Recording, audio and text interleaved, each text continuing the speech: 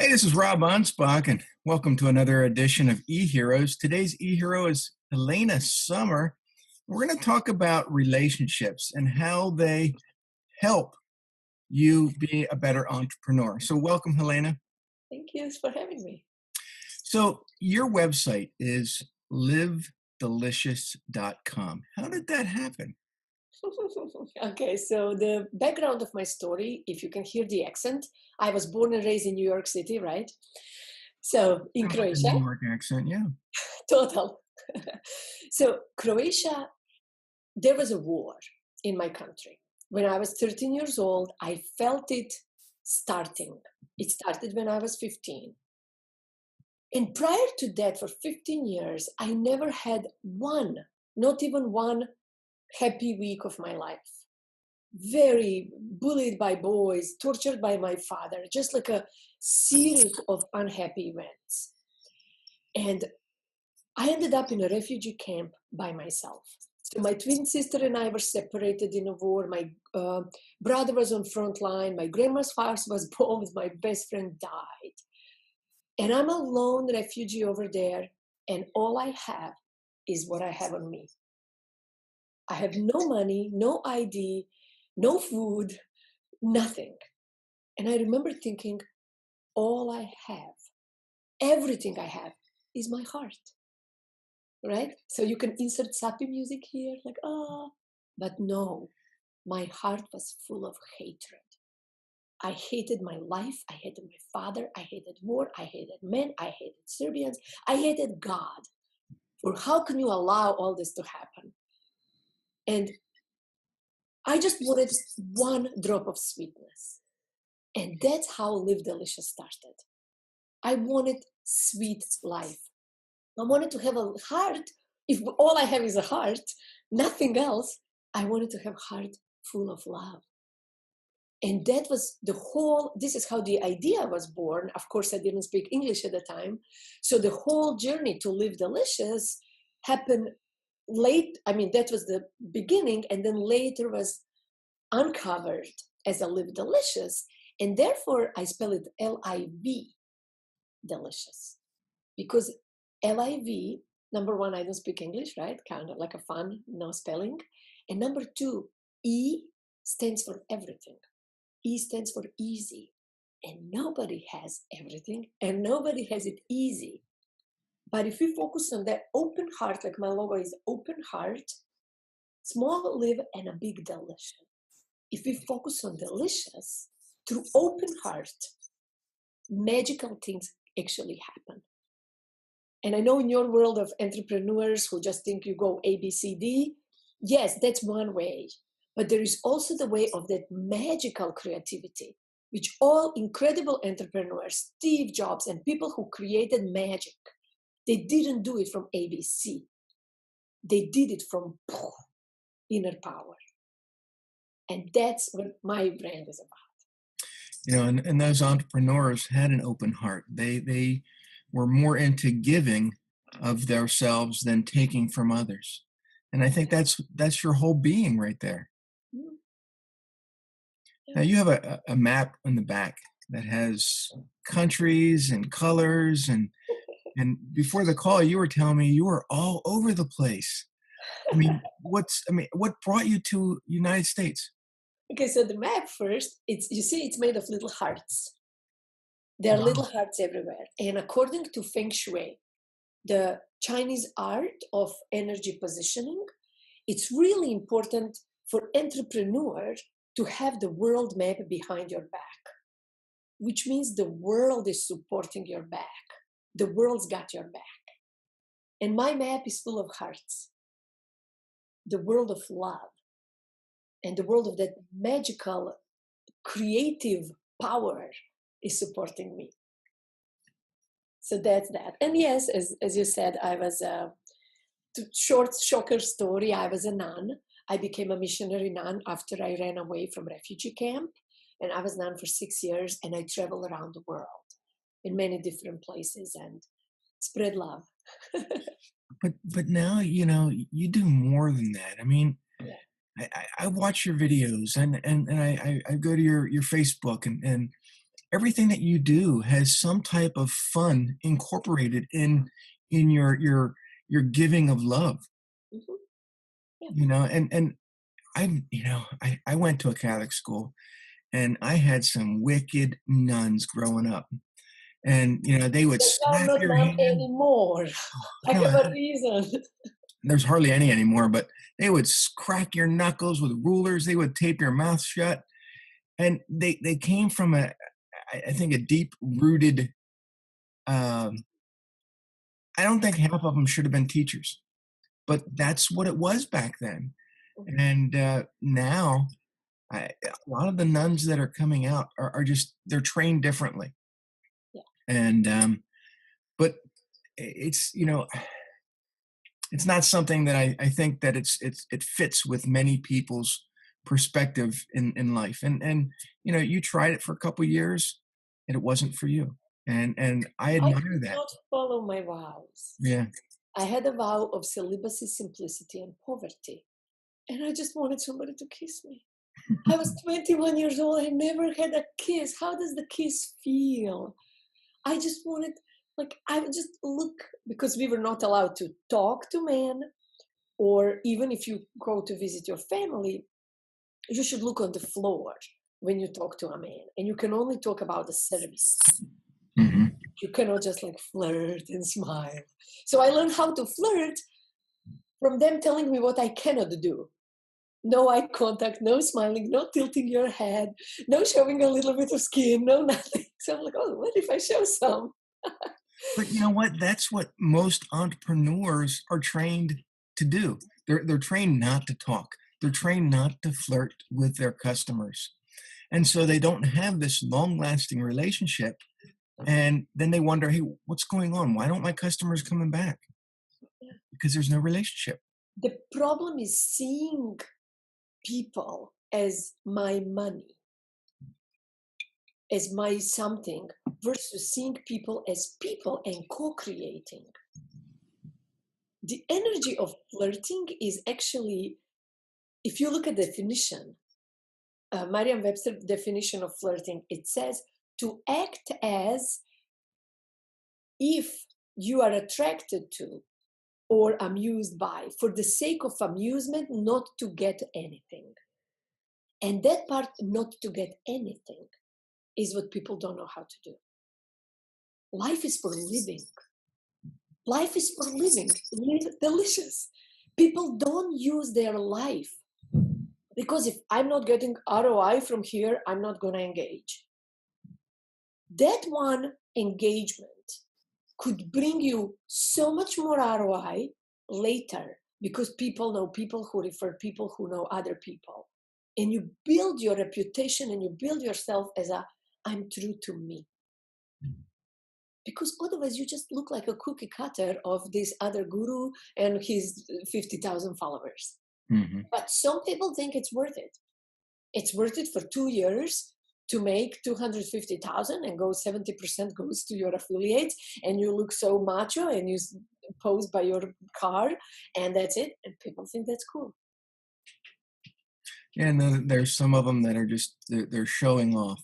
They're trying to be that peacock, Yeah. and all they want to do is you know make others think that they're a player. And when the numbers are out, that they're really not making any money. Yes. Yeah. But it looks like I Yeah. can show you my, screenshot. Look at my money. You see, the problem with that is when people appear like players, that's nothing wrong. That's a tendency of a human. It's a tendency of an animal. Look at me, look at me. Like my dog is showing off to me. He wants my approval. We want and need each other's approval. So on one side, that's natural. And then on the other side, uh, softening into the knowledge of, okay, that's natural, and look at my tendency, and it's okay, and kind of softening and letting go, especially when we have a good month. I remember my first $13,000 month. I had like a 9,000, 11,000, 13,000. When I got 9,000, I was, wow. 11 was, this is it. 13, I was convinced that from now on, this will be my life. And I completely disregarded that few months prior to that, I had 0 months. But that's the human nature. That's a complete nature that we always measure ourselves based on our best. Instead of take this as the average. And when we don't have knowledge and we don't soften into that number, soften into it, see it as a year, soften, then we really are trapped. It's like a system is set to twist our thinking and completely make us illusioned that this is it. And then later, due to embarrassment and shame, we cannot show up after. Let's talk about illusion, because I think a lot of entrepreneurs use social media as their illusion. They want to make themselves bigger and better. And, you know, I think a lot of people are starting to see through that illusion. They want to see people more as a raw, real, entrepreneur that has the struggles, that has the pitfalls and the joys and the you know everything else in life. Some people want to see real. Yeah. Some don't. No. Some don't. But look, I remember somebody told me about a lady, but look, she has 2 Cartier bracelets and a Rolex on her, showing something on her hand. Obviously, picture was set to see the jewelry. That's $30,000 just in jewelry. She must be making money. It's not what you make. It's what you keep. It's what you keep. Do you know that's why the real essence of entrepreneurship that we want to get to is softening. Softening. Because I make some money, now I want to show off, and now everybody has to see it. And then you forget you. You forget that, okay, I can have this $30,000 on my wrist, or I can put it in my investments. I can buy land in Costa Rica. I can buy, right? But people don't think that way, which is fine for some. In this really cool book, Bhagavad Gita, it says in Bhagavad Gita, the 5,000-year-old wisdom, it says, this world is the world made of 2 kinds of people, cheaters and cheated. And I really think often about that, how we want to be cheated. We want to believe that this little pill will save my life. We want to believe that if I just do something magical, whatever. And even, have you heard of the program called Holosync? For a mind control, you didn't? Not mind control, mind balance. It's like a certain meditation that you listen to. Mm-hmm. And it was out there super, super famous around the whole world for 20 years ago. Really, really famous. And the author itself said, the program does not work, but people get results because of placebo. Mm-hmm. And even in entrepreneurship world, people will get results because they think if there is $30,000 worth of jewelry or $300,000 car in front of this picture of his house, that will help me. And their inner power is set up that way that this inspires them. Just like somebody is turned on by I had a client yesterday, he said, petite, brunette, flat-chested. This other guy, tall, blonde, long, big-chested. And both women will turn you on. But you set up your type. So entrepreneurs, this is the type. I am attracted to gurus who show off. And for somebody, this is just my type. I'm not attracted to somebody who is real. It's just boring. I want my illusion because that's how I'm wired, and I can really achieve something. And I think that's, valuable not only in the dating world, but also in the entrepreneur world. You have to decide what you want. what you like, and I know so many entrepreneurs will say, well, I want any customer that can breathe or has money. Well, 95% of them are a waste of your time. Probably same in the dating world. If you focus on the type of person that you really want to go after, it may take a little longer to get, to that end goal, but your relationship with that person is going to be so much more fruitful. and and you just let people do what they want to do. When we are ready for truth, it's an inner shift. How many of us we know the illusion in our world? So much BS going on everywhere. They try to tell us that Coca-Cola is good for you, and if you just eat this one, something you will be happy because the person on a commercial is happy. If you clean your house with this, it will magically clean itself. It won't, but Mhm. we want to buy that. The most sales that happen at the night shows, get a little belt that shakes and will make you six pack and all this BS. Those packages never even get opened because people want hope. At the night, my mind is weak, I'm lonely, I'm sad. Oh, belt will save my life. Click. Okay, $50. Okay, 50 more gets 3. Yay. Right? So that's that. When we are ready for opening our eyes, we will. But you can't open somebody else's eyes because emotional sales triggers. So how do you balance, your life and your relationships with, your clients? Because I'm sure that they want you as much as well, I guess his name's Alexi, right? Mhm. So you got to have some type of balance. Yes.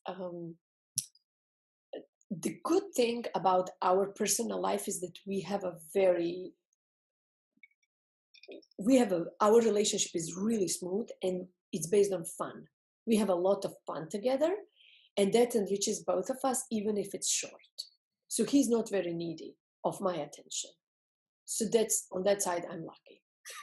On entrepreneurship side, because I used to be a nun, I give a lot for free. I used to give a lot for free. And then I said, okay, I'm going to have a limit to that. So I open a Delicious Love Club for women who can join. And the initial entrance fee was $10 a month. Now we are up to 47. But that initial fee, if you want my time, you get it here. So the cleanliness of a boundary is love for self, love for them. And it's a key for people to win. You cannot win without a boundary. And it may sound cruel, but think about soccer. Let's play, I don't know, we have a grass field and let's play soccer. We have a tennis ball and there are 3 of us and we have a huge field. What are we going to do? I don't know. But if we have if we have a grass field and we take 2 rocks, here is my goal, here is your goal, we separate you here, we do this here, we do 5 minutes, we do this, then even with tennis ball, we can have more fun because we are limited. We know where the goals are. And I see with a lot of entrepreneurs, especially women, we love to sacrifice and give and give and give and give up the relationship. And we get everything we wanted, all the freedom and independence, but we sacrifice love. And I think a lot of entrepreneurs, they like to give in Mhm. hopes that it's going to come back to them, reciprocate in some odd fashion. And it doesn't always. And so we're giving 90% of our time in hopes to get that 10% back, and Yeah. it doesn't work. And so what you did is you stopped giving a little and you made that fee a little higher. So now it's a balance because they got to give, you got to give, Mhm. and now you're both coming together and it's mutual. Oh, and I still have clients who this club is not for me because you are not answering my questions right away. Like, really? You pay $10 and you expect me to sit on Facebook all day to answer your question? And then she leaves the club and then writes me private messages with all her problems. Like, now I'm going to, and I just say, I understand your situation. I never leave it on a Facebook scene in a message scene, but I don't reply. I don't like doing when people do that, and I don't do that either. So if I open the message, I will say something. And usually it's, I honor my space. And it's such freedom to learn to do that. And it's so scary at the beginning. So how did you, decide that this is what you wanted to be? I mean, because you went through a lot of hardships to get here. You got this, this idea for the website. But when did the pricing for your services come into play? Because most people have no idea what to charge for what they do. I've been doing this for so long. I started, my first website was one page in 2004. Oh, that's a long time ago. Yeah, one page. And I started doing group classes in like a public group classes. And one of my group clients, she was a web designer and she had fibromyalgia, and I helped her. At the beginning, I was doing, because I was missionary nun, always helping people, I started with doing EFT, emotional coaching, emotional freedom coaching, overcoming, getting your confidence. So I helped her with fibromyalgia. And she was so grateful. She built my first website. And that was 2000, my real website. That was 2000, maybe 7. And I remember my first fear, I was charging $60 for a session. Oh my God, I was scared. It was so scary. Okay, but if you buy 10 sessions, then it's only $4.99. And it's like, oh gosh. And then I had one coach.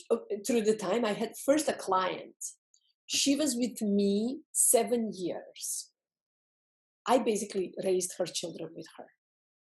7 years, she could not get enough of me. And she said, Helena, your coaching is better than some other famous people that she worked with before, but your fee is terrible. I'm embarrassed. Can you raise your price? So I raised my price to $95. And she was like, gosh. But she helped me see, and I always thought this comes so easy for me, I should give it for free. I really believe that it's such a gift. And then I had a coach who told me, you don't have packages, you need to put packages. And I had a $7,000 per package. $700 per package for, I don't remember how much it was, like a unlimited email, unlimited text support, and 4 sessions a month with 90 minutes each. Where do I sign up? And she says, double it. And I was so scared. I could not double. So I went to 1,200 and 3,500 for 3 months. And then I had a client who we always went overtime, way overtime. And I said, we go either overtime on this, on a new pricing, or we keep the same price, but we just stick to time. And she said, new pricing. It's so easy. But still, my mind can tell me some other people cannot afford. Yeah, I mean, I think pricing is one of the biggest struggles that entrepreneurs go through. They undervalue themselves. They don't value what they're giving as something tangible that will bring them money. It is, but it is really also market research. What can your people actually do? Well, it's also, yeah, I mean, George Carlin, his daughter is charging $99 for 10 90-minute sessions with her in a group coaching. $30 a month, $100 for 10 sessions. George Carlin's daughter, right? And then I have a friend who is charging $350 for like a 2 group calls a month. A friend of mine charges $300 for one question And is it in person or email? on the phone. Oh, there you go. Right? So, it's how you position yourself. So if people can perceive that value that you're giving them, it doesn't matter what the price. If you're going to help them, they'll pay it. And if you know how to sell yourself, that you will help them. Yeah. And some people come charge $1,000 or else. And then you listen to your coach and you start charging that, but nobody pays. And then you doubt yourself and you spend a lot of time in doubt. That's the killer of entrepreneurship. Doubting yourself, questioning yourself. There are people who start, like I started with $60 and it was scary. Then it became normal, then 95. And I was setting that pricing. It felt right. And I was really busy and booked and felt really, really good. And at some point you can charge, you can jump much higher. But if you don't catch up with that, or something happens in your life that you don't feel anymore resonate to that, somehow no people. Then you have to figure out what to do next. I have a group call that I'm doing on Saturday, and I used to charge half of what I'm charging now for the same call. And some people, oh, you double the price. And somebody said, when I read your sales letter, oh, I thought this would be at least 10 times more than you are charging. Why are you charging so little? So how do you please everyone? You don't. And you got to say goodbye to some of them. Yes, and some people will think you're not valuing yourself enough if you charge little. Mm-hmm. And they will not want to work with you because it's not enough. And I tell a lot of entrepreneurs, you're in this business to make money. You're not a charity. And, but they have the charity mindset. So if they want to make money, if they want their business to last longer than them as their legacy, they got to charge enough to hire people so that their business will continue on without them. But if they don't charge enough, then the business fails and they're like, well, it's because I had awful clients. No, it's because you didn't charge enough. So how do people get a hold of you? Because I know that they want to talk to you. They want to have fun with you. They want to learn more about relationships. So how can they get a hold of you? So if you are watching now and you want to connect with me, if you are single and you don't want to be single anymore, right? If you are like, okay, I want to be in a partnership, you know what? It's a scientific study that happily married couples actually make more money. Men are more successful when they have a quality woman by their side, not to do their laundry and whatever, but to be the support, to be the backbone, to be by your side. If you are in a relationship and it's kind of, there is magic that can happen with only one person being willing to contribute to some kind of movement. You don't have to have both to go to counseling, but you have to learn to be skilled. How do I talk to my spouse about this? I tried everything, it doesn't work. You didn't try everything. You didn't. If it doesn't work, you didn't try everything. So, helenasummer.com. helenasummer.com, or through Facebook. I'm Rob's friend. You will find me on Helena Summer on Facebook, or Live Delicious, but it's harder to spell.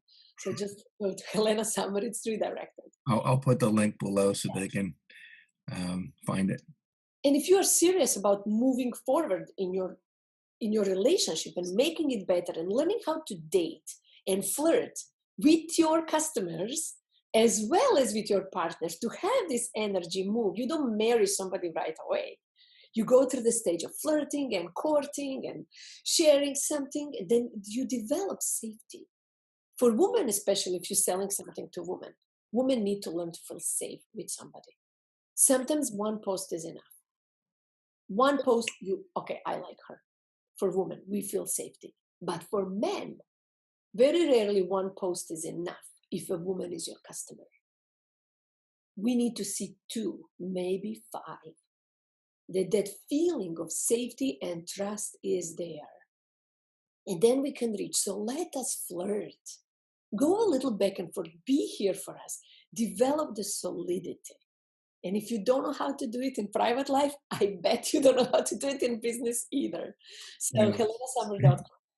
That's one of the things that I teach a lot of my entrepreneur clients is stop acting as a Vulcan. You got to have emotion, and that emotion helps you win over that trust with your audience.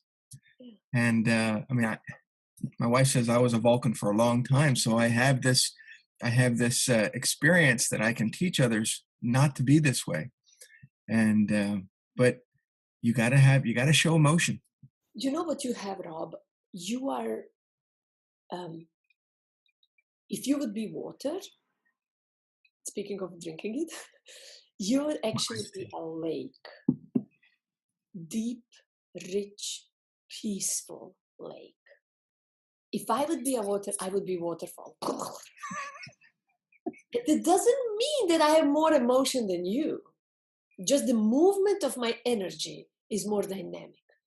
But there is certain peacefulness and richness of your lake. People cannot sit by waterfall all day and their ears will explode. But they can sit all day by the lake. I'll say a prayer for Lexi. He loves me just the way I am. I hope. So there you go, folks. That's why Helena is an e-hero. And stay tuned. I mean, we got some more episodes coming up. I think you'll enjoy them. But catch Helena at her websites and on Facebook. Thank you very much. Talk to you guys later.